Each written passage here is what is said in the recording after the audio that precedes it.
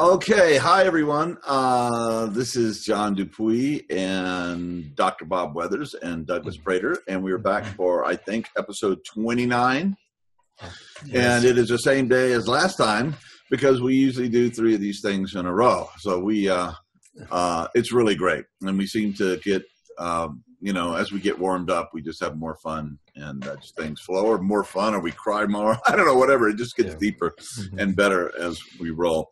And, well, Bob, you had mentioned something that you wanted to talk about and to kind of a follow-up from our last episode. So why don't you go ahead and lead? Yeah. I loved our last episode, John and Doug, as we looked at going home to be with family and how we manage the various feelings that come up. We talked, Doug, you talked really, felt like helpfully into the shame that can arise.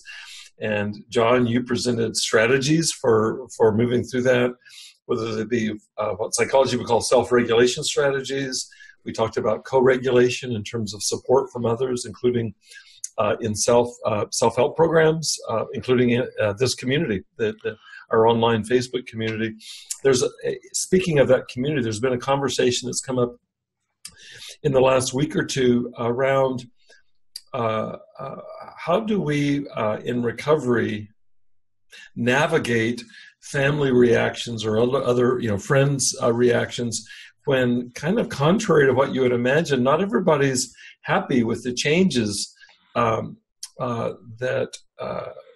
are bound to affect relationships. So if I've been addicted to substance and am now sober, it realigns the orbits of all of my significant relationships. And just to look at, to share here with the 3 of us, look at our own experiences, ideas, suggestions, etc., around how to manage people's negative reactions to our positive recovery. Mm-hmm. And should we care? Yeah. I mean, yeah. And of course, families are, when we started Passages to Recovery, thank you very much.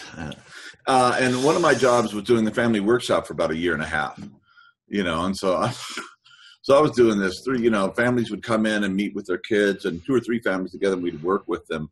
And boy, families are really complex, okay? And you have some families that are just so toxic.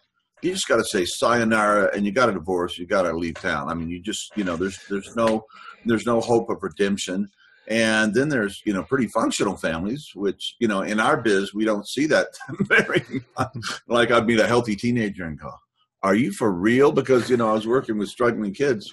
And then you have good enough families, and the families that are good enough where, nobody ever teaches you how to be a mama or a papa. I mean, I guess you learn from it on television or your example of your parents, or I'm not going to do that. I'm going to do it differently. But, we're all just kind of making this up as we go. So there's a huge spectrum when we come to families, and not every solution will be, appropriate. And I'll just say one anecdote, and then I'll shut up for a little while. I was working in the wilderness therapy. And, each group of kids, we'd start off with a group of kids back then, and we just go for 8 weeks and work with them. And I had a friend of mine that said, I figured out how to do the perfect group. I finally figured out the formula. And I said, dude, that was for that group. It's going to be, no, I've got it. He must have been a 1 or 5 or something. Anyway, I'll get the Enneagram on this. But so anyway, a couple of weeks later, he ended up duct taped to a tree, and all the kids took off, He was like, but I had the solution, all that to say, it's like, you just got to be open to what, how the Dharma unfolds or how it works, in the particular situation. Yeah. I'm aware for myself in my own addiction that a primary reason for me to use was to manage the feelings that came up in relationships. And owing to my own, I think my own probably inborn temperament, but also my developmental experiences, I am particularly prone to feelings of abandonment. And that's not everybody's plight. It just happens to be mine. I'm not alone on the planet with that, but there's plenty of people that don't have that burden to bear. And so how that's manifested historically for me has been some combination of what psychology calls pathological accommodation, which is that I accommodate myself to what I mentioned other people want or need me to be in order to sustain closeness. And when that hasn't been effective, and I think increasingly across my adulthood, I began to struggle with that because it's less and less okay with me to bend myself into a pretzel. But then I was left losing my my drug. My drug of choice was probably pseudo intimacy, and so so for me in midlife is where my own alcohol and drug use really began to seriously pick up steam and become really full-on addiction. And it was really in relationship, my addiction.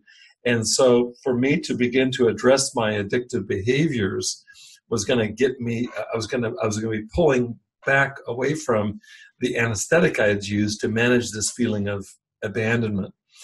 And so I had to begin to develop resources within as well as resources between that would help me connect with people, not in a pseudo way, but in a genuine way. I'm still working on that. I'll give you guys an example. Yesterday, I went to a refuge recovery meeting. I'm very involved in refuge recovery. And in the meeting, there were a couple of instances where somebody said something directed at me that was in the tone of advice or interpretation. And this is something I would never have done, you guys, 5 years ago, as recently as 5 years ago, is in both cases, I got pissed. I just confronted the situation there. And I'm not as proud about that as I am about what came later. 5 minutes later, I actually commented on why I now do that. And this would be like the third person witness coming in and saying, I have to do that because if I don't confront something that's not okay with me, then that's one step closer to relapse for me. So this is how I protect my recovery, is by being more assertive. And so no longer the pathological accommodator. I can still accommodate, but I have to be very careful about that because that's a slippery slope for me. Yeah. And so this business then of, you can imagine then how this is ramified into my personal relationships with family and friends. Bob, the accommodating one, is now Bob, the asshole. And why don't you go back to drinking? You seem to be so much nicer then. So I just want to throw that out there as one instance of how this can get activated. And this is autobiographical. I think there's infinite variations on this. But it's like what would look good on the one hand, Bob stopped drinking and drugging, and we want you back. Well, it depends on which me you want back. Yeah. It gets down to that. And at least in sincere recovery, Doug, you and I are neck deep in this, and John, you have your own version of it in terms of your own experience with depression, is that if transformation or recovery is going to happen, it's going to be recovery of my true self. And my true self may not have shown up that much prior to my addiction, much less during my addiction. So, Bob, you're speaking into something very, very real for me. I can't even begin to tell you how much that resonates. It's certainly been with me throughout my life, the tendency towards pathological accommodation and keeping that true self hidden as I tend to the needs and desires of others and try to play into what everybody wants from me and expects from me, and taking care of their needs at the cost of my own, even down to mundane little things like, which music are we going to listen to today? Where are we going to eat dinner? You know, it's what do you prefer? Because I would repress all this. I am very strongly introverted too. And a part of that is that finally, when I get some time to myself, I can let Doug out and do the things that I want to do, read the books I want to read, watch my movies, whatever the case may be. And I think that in large part, drinking was a way of trying to reclaim that little bit of autonomy instead of playing into what everybody else wanted all the time, albeit an incredibly unhealthy one. One of the things that happened as I started to recover, and I mentioned briefly in a previous episode the story of putting my profile on a dating website. I didn't look for anybody. I wasn't trying to find a relationship actively or anything. It was just an announcement that I am comfortable being me now and reclaiming who I am and being okay with a person who is allowed to belong in the world. And at the beginning of my relationship with the woman who would become my wife, I made that choice that I was going to be myself firmly and not fall into that tendency for pathological accommodation. And it enabled us to develop a much stronger, healthier bond than I had ever experienced in my past before. And Hey, Doug, can I back you up? You had this phrase that's really interesting. I'm not sure I understood it. You said, be okay with a person that belongs to the world. Yeah, being okay with being a person that belongs in the world, rather. In other words, part of my tendency towards pathological accommodation came from my lack of self-worth and believing that what I wanted, what I needed weren't important enough to impose anything onto anybody else. And this realization that I had a right to be here and that it was okay for me to have needs too was a really powerful revelation that allowed me to move forward and get healthy. It is this rebalancing of ego to not a place where it's all selfishness, of course, but to a healthy center where I'm allowed to be in the world and have those needs. Doug, can I interject something? Just a thought came as I was listening to you. I don't know why this hasn't been so obvious to me before, but it becomes clear when I listen to you, and it's in reference to my own experience, which is so parallel, it sounds like, to what you're saying. Be really interested to hear John's experience as well. I know that as I began to immerse myself, about 10 years ago, I began immersing myself in the literature within psychology around shame. So research has been done around shame, clinical theory, etc. So it was a more technical exploration of shame, but it's certainly parallel to the more popular versions that have been out there with Bradshaw and others. So I really steeped myself in that, wrote a book chapter on the topic of shame and so on. And even as I was writing it, was struggling with identifying shame in my own life, which would be radically apparent to probably anybody outside of my skin. But I wrote about it with great interest. It had certainly been a part of the clinical work I had done, oftentimes the centerpiece of work. But as I'm listening to you right now, I'm getting, it feels like in a new way, how it is that pathological accommodation, or whatever term we use for that, there's lots of different language for that, people-pleasing codependence, there's so many different literatures, that are languages for that, is that it effectively X's me out of existence, the way that you're talking about that. And I don't know, but by any other name, that sounds like shame. The shame that doesn't make it me worthwhile to listen to my own music, watch my own movies, read my own books. Yeah. And it just kind of came in the back door for me. So I didn't grow up with messages about, Bob, you're a bad boy. I didn't grow up with that. It was more like, Bob, you're only a good boy if you accommodate. And so the shadow side of all of that, it's all shadow side in many ways. That's shame. It's a negation of self. It's a negation of Doug, a negation of Bob. And now I understand how shame is so much at the core of my own psychology, my own vulnerabilities, and right at the core of my addiction. Right at the core of my addiction. If I don't heal that shame, what we're talking about, then I will continue to be addicted or continue to be incredibly vulnerable to relapse. Yeah.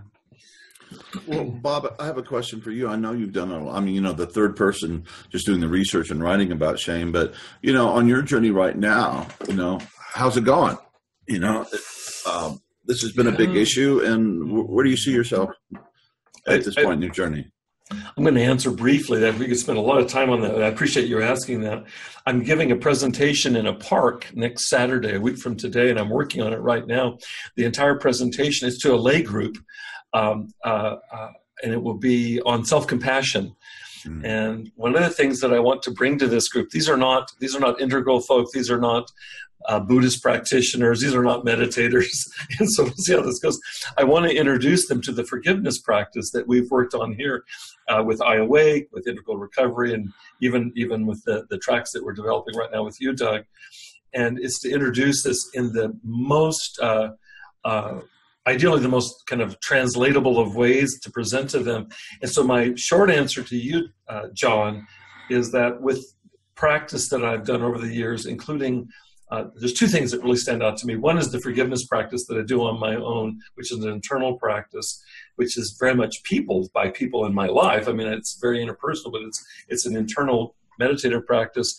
That on the one hand, and the second thing, and I'm so grateful to the various support group traditions.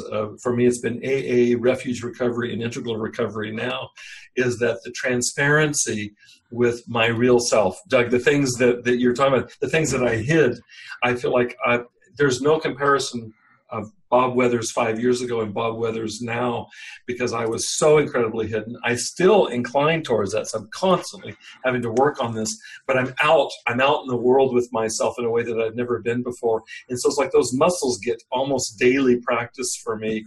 And in 5 years of practice, I've gotten a lot better at that. And it translates into, I'll tell you how it translates.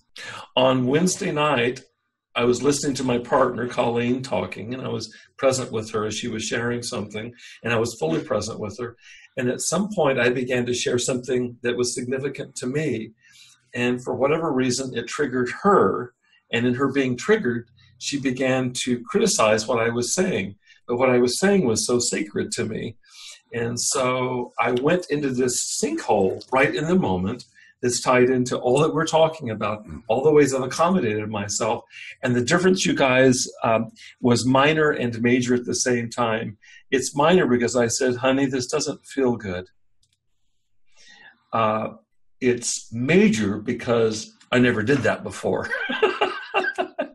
And the truth of the matter is, kind of like in our last episode when I talked about the aftermath of having been with someone else in what I felt like was very much a bodhisattva kind of presence, the aftermath of what got touched by Colleen's misattunement to me and my standing up for that, the aftermath is that it took me about a day to fully get back to center, is that it touched wounds that go all the way back for me.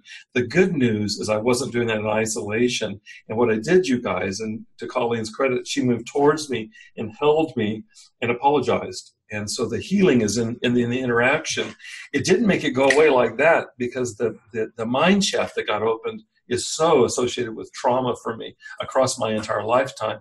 But what I did do is we redirected it so that by the middle of the morning of the next day, Bob Weathers is back again. And so that's as good as it gets, John, but that's really good. So somebody might say that's awful subtle. That's a very subtle change. But for me, it's monumental. No, it's a huge change. Instead of going down the rabbit hole for, weeks and drinking yourself or whatever into absolutely. Almost non-existence. I've done all of that. And the resilience. Yes. And you get over it much quicker. It's not like it didn't hurt, but you just get through it a lot more efficiently and a lot more healthily. John, you talk so much about grit, and is a good example of it. I got up the next morning. Was I feeling all spiritual and wonderful? No, I wasn't. I was feeling a little bit kind of weather worn. But did I do my meditation, my quiet time? I did more the next morning. And I didn't, to be honest with you, I didn't really feel it as I oftentimes do. Like this morning, I get up and I really felt it. But I did it anyway. And so the combination of Colleen's response, which was facilitated rather than rejecting, it's like we talked about in the last episode. There I am all aroused and she's responding. I'm extremely triggered with my trauma. She's responding in a way that I didn't expect in that place. And so there's a decoupling of old trauma right in that interaction. Does it happen immediately in terms of transforming everything? No. I get up the next morning. I continue my work. By mid-morning, I'm back to center.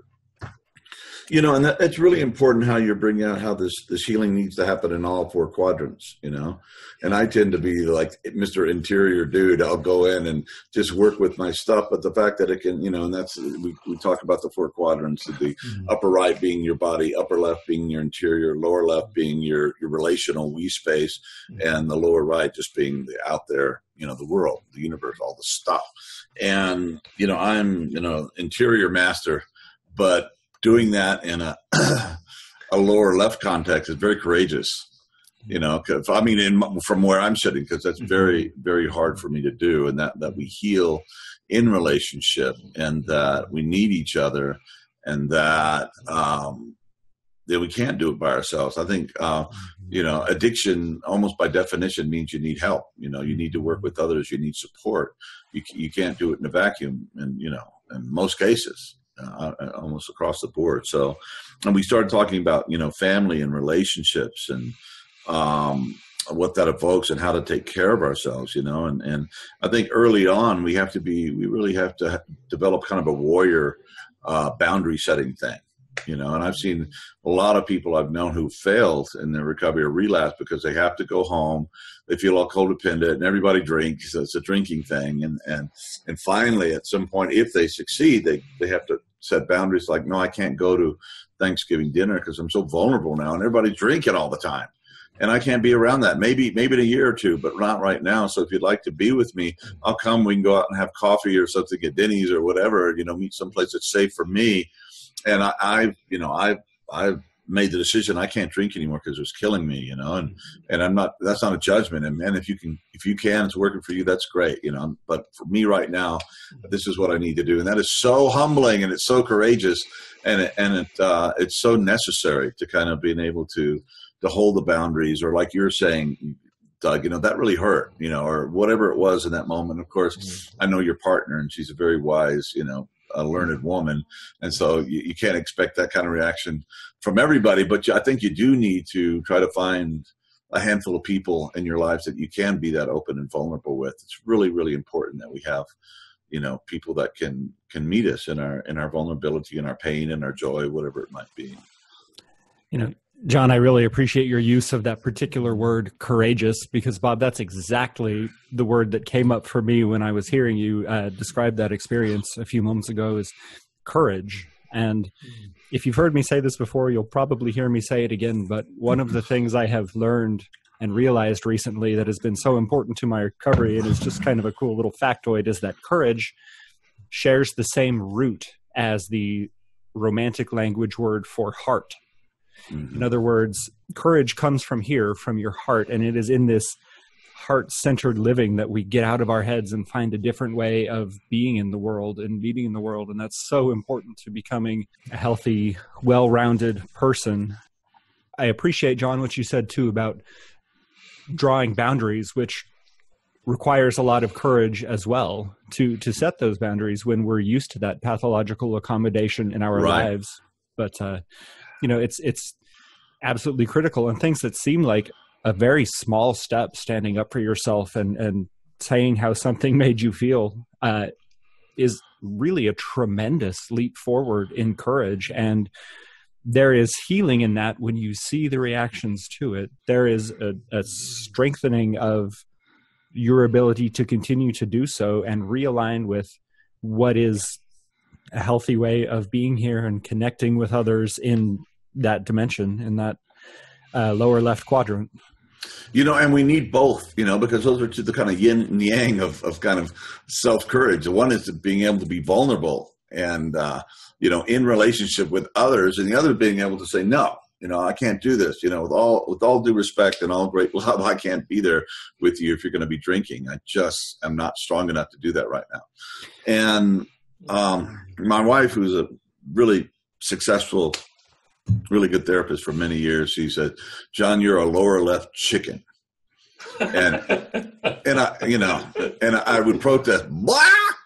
You know, and it's true. Yeah, it's like I'm pretty courageous in my interior work and my facing my stuff in the darkness of the universe and all that stuff. But in relationships, it's been something where I'm, like you were saying, you're the accommodator.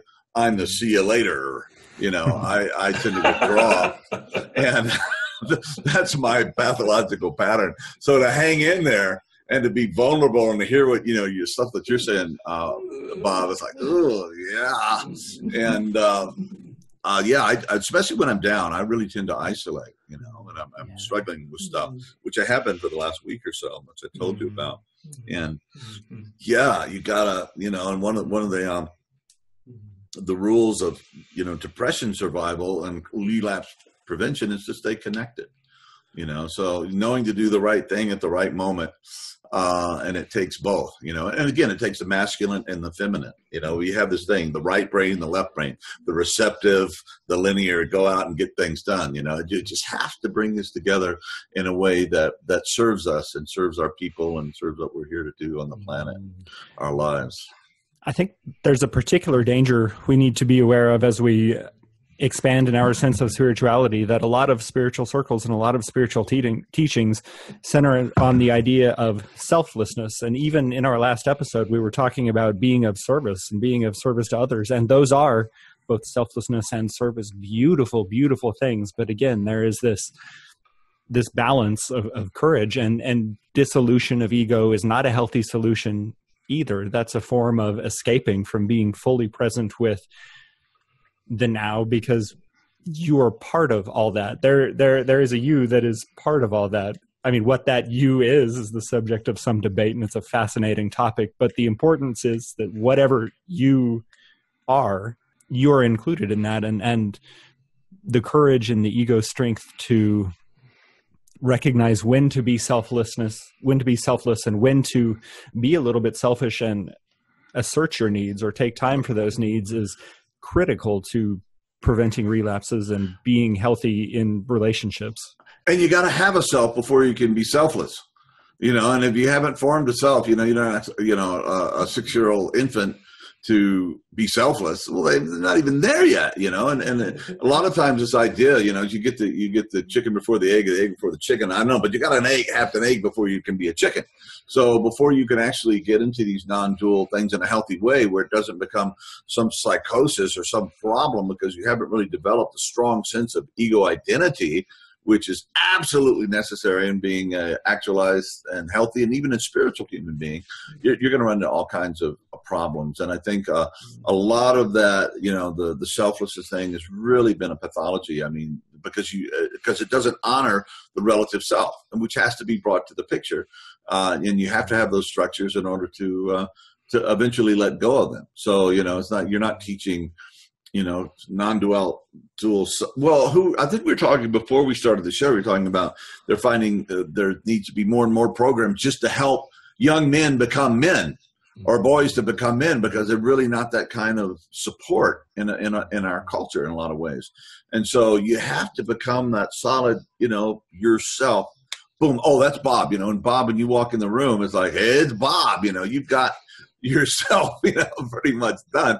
And now then we have to loosen it up and transluce it and blah, blah, blah. But as long as we're still in this body, we need, it's what gets us to the bus, it's how we negotiate. And it's a channel through which the selfless self emerges and flows. It's transcend and include. We transcend the self and include it, because if we repress that self, then it comes into our shadow in a very it's a disaster way. Oh, it's a disaster. I've been working on the Religion of Tomorrow. Ken's here, let me just show everybody just to show you I'm not a literary sissy. I mean, it's a big volume. Anyway, it's awesome. I read, in fact, I'm using your tracks Stealing Flow. I'll do like 25 minutes to totally focus, and I was doing it too much before, and I really need to break it down. I take notes and I underline and stuff. But one of the things that Ken was talking about in these levels of development, if it's not the healthy way of development, and according to Robert Keegan, the Harvard developmentalist, he says that the subject, the I of your last level of development becomes the object of the next. Okay, so the controlling I, man, I just drink and do dope, So when we get to the level where you're sober, I have an addiction, but I'm not an addict because that's no longer controlling me. It's still there as an object, and I have to account for it, And he says that there's two things that can happen at these early levels, or even advanced levels, but he was talking about the early levels. We get a fixation someplace, we get stuck, and either become an allergy, like total rejection. Like something bad happens sexually, for example, and you just, sex becomes bad, evil, let's just be disembodied, a la the Catholic Church for a couple of thousand years in a lot of cases. And then you have the other one that becomes the addict that didn't get some essential need satisfied, so it craves more and more and more. So either way, you have these kind of, and they're not objects. They are subjects that are kind of hidden subjects that take over and control you, either through the rejection or the I got it, have it thing. And so I think a lot of times in this work, when we either way can cause train wrecks. And probably when those two comes together, it's even a bigger train wreck. And I was trying to figure out, maybe this accounts for, sociopaths and serial killers and stuff like that. When you have the total rejection and the total addiction that come together at the same time, it even creates a greater pathology and blocks any kind of empathy or conscience developing. But anyway, that's kind of theoretical. But we do have to go back and own that stuff, and get in right relationship and let it speak its stuff. And if you've been an addict or you're an addict, in early recovery or even before recovery, you always have the addict self trying to justify whatever you're doing. It's almost like this independent self that's in yourself calling the shots at that time. And it begins to get weaker and your healthy self begins to grow and you become more, integrated. So. John, you said something really, really important in there. You said a lot of really important things, but one in particular that I would just like to underscore because this matters so much, which is that those things that become our allergies and our addictions are not objects. They are hidden subjects. Yeah, in order for something to become an object, you have to include it in a healthy way. Otherwise, it remains that hidden subject that still controls a part of your experience, even though you're no longer seeing it. In earlier generations, that's probably what we were talking about, demon possession, because you do seem to have this kind of almost semi-independent entity that takes over and controls your life. And now that we've kind of grown or got a little, beyond, well, some of us anyway, in as far as science and psychology and stuff like that. But it's often addiction does feel like possession. Like you've got this monster that just wants you to kill yourself and use yourself into death and early death and oblivion, and it's right there. I mean, it has its own voice and it takes over. It's a crazy damn thing. So somewhere in a psychodynamic way, something happened, and that has to be accounted for. And there's a lot of other stuff. You can't reduce it all to one factor. I mean, you have genetics and this and that and culture and God knows what else. But I think that's something that calls us to having an effective interior practice where we not only work on contacting God or spirituality or non-duality, all spirit, all that stuff, but you also do the deep repair work to the self sense, who we walk around, because it gets really damaged and it really causes a lot of suffering for ourselves and others. And, it's truly a waste. I had a thought here. I just listening and kind of interacting with all we've been talking about. And it actually goes back to our previous podcast, I think, Doug. You were talking about being with family and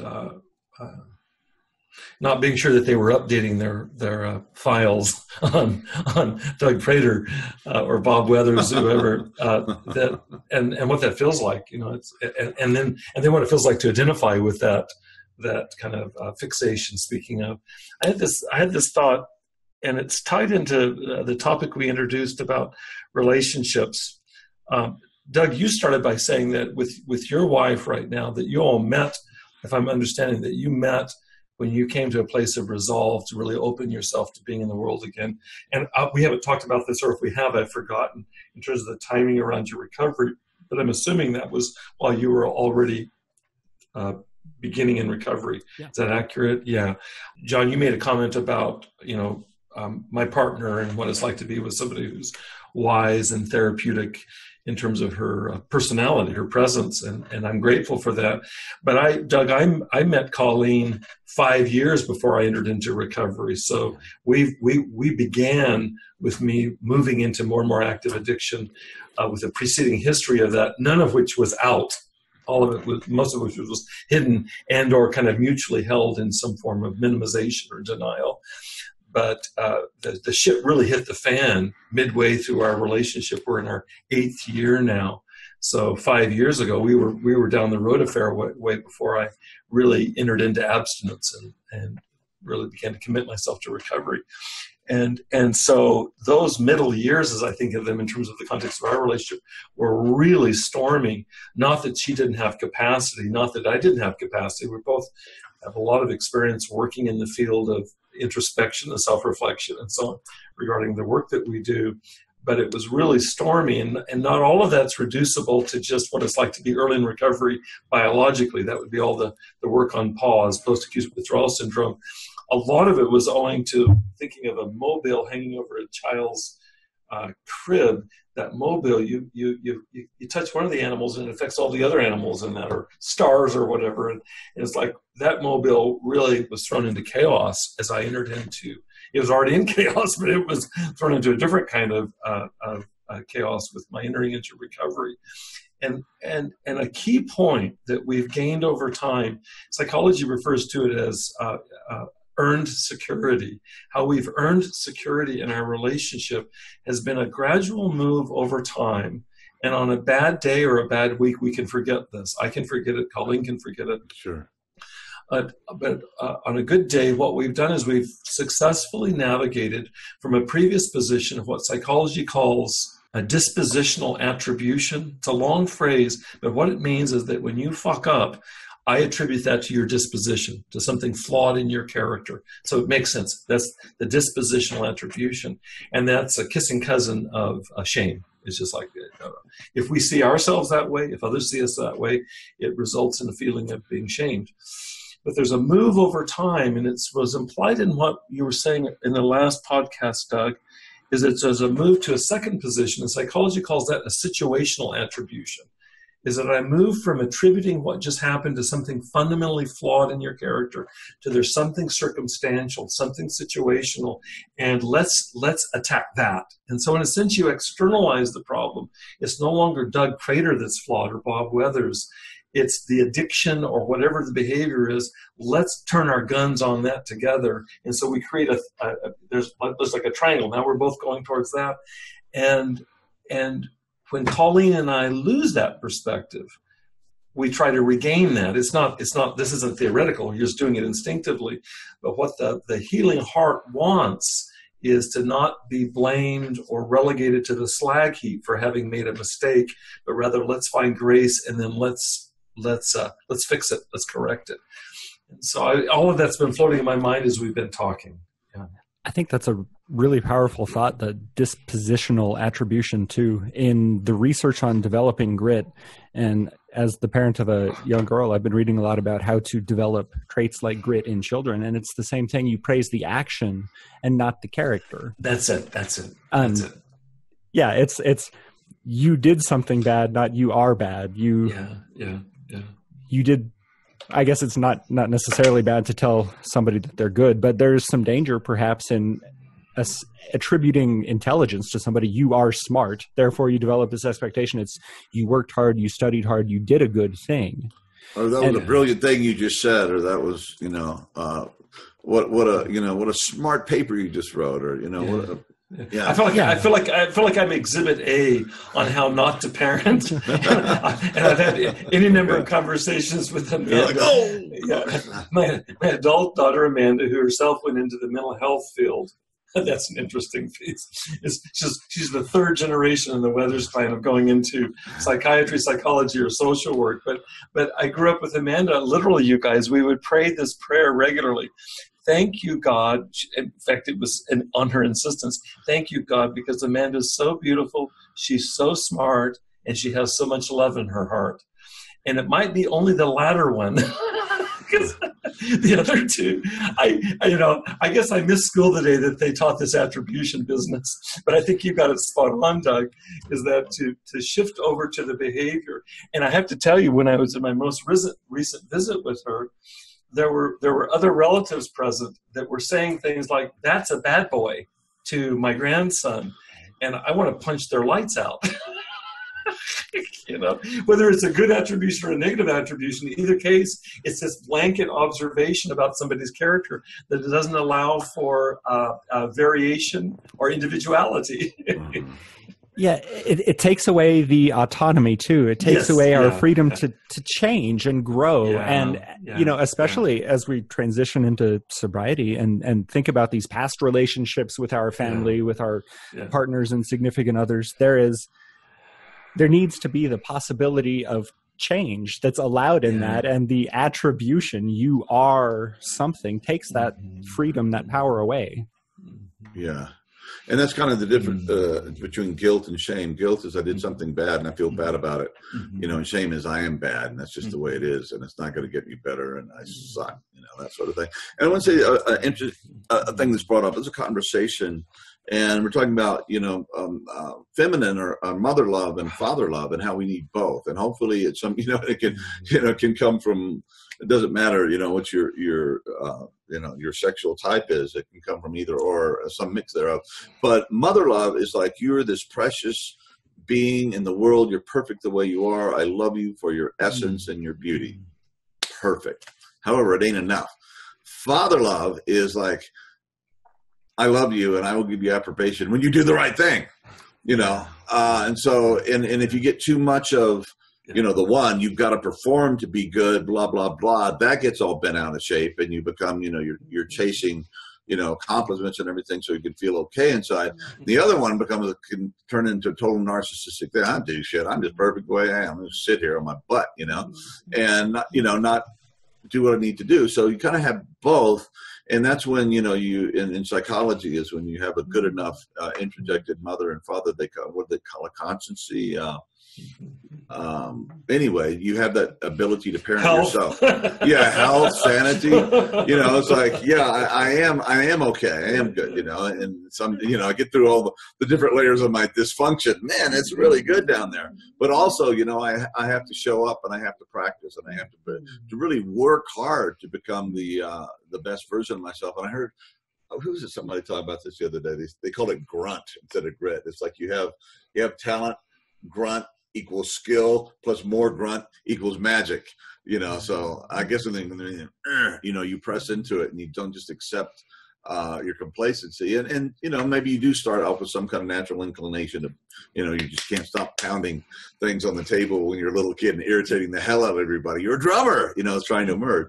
And then you have to take that talent and just work with it or that proclivity until it becomes a talent or a skill, and then it can become magic as we really get into those flow states and we kind of clean up the the vehicle good enough. I don't think I'm pretty darn sure that John Dupuy is never going to be perfect, but good enough, to get the job done and or near perfect. Or maybe our imperfection is perfect, and we have to realize that's how that's how the pearl is made, through all our imperfections and working on this stuff. So, as we transition into that parenting of ourselves, there's certainly some wisdom and some intuition involved in knowing when to bring in which dynamic. And no matter how much we develop the ability to take the witness perspective and the mindfulness perspective, which certainly helps in knowing which dynamic to invoke at which time, that's why the relationship quadrant is so important too, because oftentimes these objective views of others can help us see things that we're still experiencing from a subject stage that they're seeing very differently. And leaning into that and being willing to hear those things while also accepting that those perceptions aren't always necessarily accurate either takes, courage and continually leaning into it, wisdom and growth, and it's an ongoing journey. Doug, you typically correspond and sign off by writing namaste and a confession. Yesterday, I received one of your emails and I looked up namaste. I just wanted to see what Wikipedia had to say about it, or Google. And in essence, I know that you know this, but it was helpful for me to remember that it's I bow to the divine in you. And so when I responded, I wrote namaste. I don't typically do that, but I did it with intention. I actually did some homework before that. And it came up, John, for me as I was listening to you just now. It's like, how do we hold namaste? How do I do that with my daughter? I can hardly help but see God in Amanda. And it's only ever been the case. Hold that in the absolute dimension. And us with one another at the same time that we hold fidelity to the relative dimension, which is, damn it, you need to change that behavior and to hold both of those. In fact, I think that the one serves the other. If I hold you in namaste consciousness, then when I correct you that I've not forgotten your essential nature, which is divine. Whereas if I come at you and I've slipped into that kind of dispositional attribution, you're going to feel that, and it's going to evoke non-compliance in most sane people, and then we're back down the rabbit hole. So somehow about holding both relative and absolute, Mm-hmm. Yeah, the phrase that was coming to mind is like, you're better than that. If that can be said with great love. It's like, you're not reaching your potential. Yes. You are better than that. Do you really get that? And the answer may be, no, I don't. Well, let me stand to hold up the mirror and say, yes, you are. That kind of strength, and at the same time compassion and support and mirror. Bob, I use the app Insight Timer for my meditation each day. While I'm listening to iAwake tracks, I start the timer and put on my headphones and do my thing. But my profile on Insight Timer, I have a definition there of namaste, a sort of poem. It says, Namaste, my soul honors your soul. I honor the love, light, beauty, truth, and kindness within you, because it is also with me. In sharing these things, there is no distance and no difference between us. We are the same. We are one.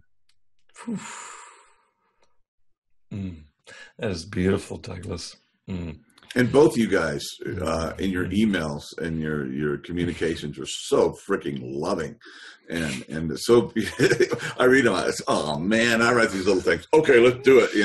So, you got to go to the Facebook thing, and I know how to get into the secret Facebook group. You got to hire a Russian hacker and pay him about $2,000, and you can get there.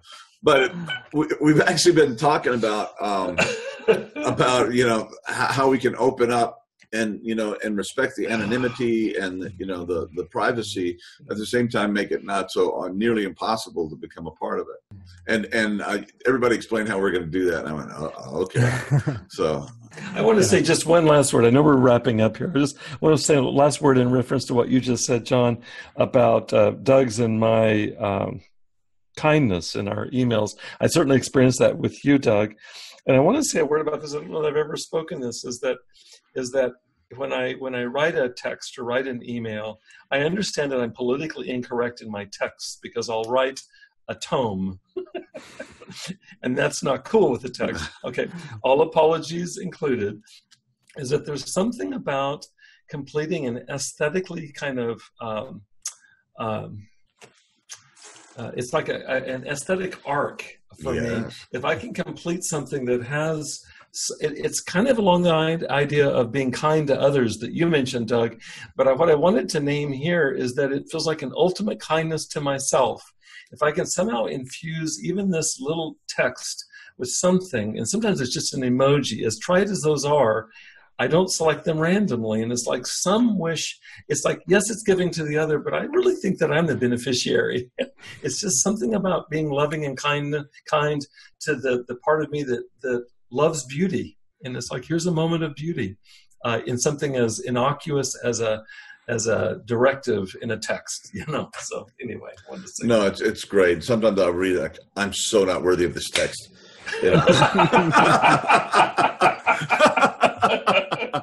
And then they taught us in grad school to end with, thank you for noticing. It's very hard to say. Yeah. I mean, try this out, Bob. I think you're one of the most beautiful, kind, intelligent, heart man I've ever met. Seriously. And that's the darn truth of it. And you're supposed to say, thank you for noticing. Thank you for noticing that. Thank you, John. Thank you, brother. Thank you. Yeah. Anyway, so blessings on you guys. And look, hey, it's a journey. Integral recovery is a journey. There's no, it just keeps going. And maybe, and remember that all the recovery you do in this life will follow you to the next. So that's what some of the greatest teachers on reincarnation and saying this. I'm not saying this is so, but they say if it is so, this is what follows you. This is what follows the good you've done. So let's hope that is so, and we're building good foundation for those who come after us, whether we're there or not. But we're always going to be there in some aspect. This is all. That's one thing going on here. So anyway, with that little non-dual esoteric thing, why don't we close this one up? And thank you very much for being here with us again. We love you. Send in your questions. Get the meditation track. I think it's Deep Delta. That is one of our favorites. It's there for you to use and start this practice. Every day, start doing the work. So anyway, much respect and love. God bless.